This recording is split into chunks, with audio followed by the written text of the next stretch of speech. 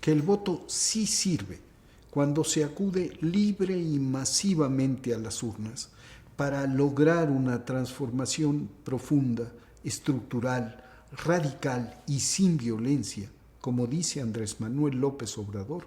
Es algo de lo que hoy la gran mayoría de las y los mexicanos están plenamente conscientes. Ya no campean como sucedía antes entre quienes votaban, ni la ignorancia, ni la apatía, ni la resignación, ni la mansedumbre, ni el cinismo característico de quienes, acostumbrados a que les hicieran trampa siempre, terminaban por aceptar que les impusieran a sus gobernantes. La victoria del 2018, una inédita insurrección cívica, una verdadera revolución pacífica, de esas que, como dice Adolfo Gili, más que suceder en las armas, suceden en las almas, no solo cambió el clima político, el mapa político del país, cambió sobre todo la conciencia de un pueblo que, sabiéndose por fin soberano, está decidido a poner y a quitar con sus votos y sin que nadie se lo impida a quienes le gobiernan.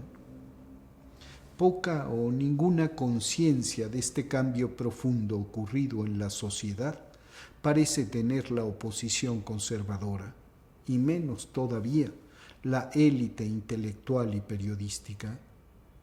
¿Cómo habrían de tenerla si aún atribuyen la derrota en la última elección presidencial a la ignorancia del electorado, a su hartazgo, al engaño del que fue víctima por parte de ese al que aún consideran un peligro para México?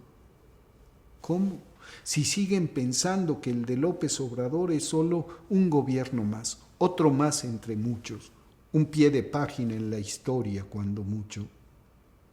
Lo cierto es que la derecha conservadora, que encabeza la oposición y con la que se han mimetizado los demás partidos que la integran, siente un desprecio atávico, señorial y profundo por las mayorías. Las masas, que son las que en la democracia deciden, le repugnan. Sabe hablar solo con esos pocos a los que considera sus iguales y con los que comparte las mismas fobias y prejuicios. Al resto, o los manipula, o los engaña, o los desecha, o los somete. Y eso hasta el 2018, pero nada más hasta entonces le funcionó. ¿Cómo entonces aspira la oposición a convencer a quienes subestima? ¿Cómo atraer a las urnas y conseguir los votos de quienes en esos 6 estados donde habrá elecciones votaron mayoritariamente por López Obrador y por el proyecto de transformación que él encabeza?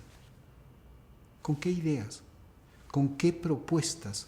Si no tienen más que el odio que sienten por el presidente, apelarán a la conciencia de una masa a la que además y por definición consideran informe e inconsciente.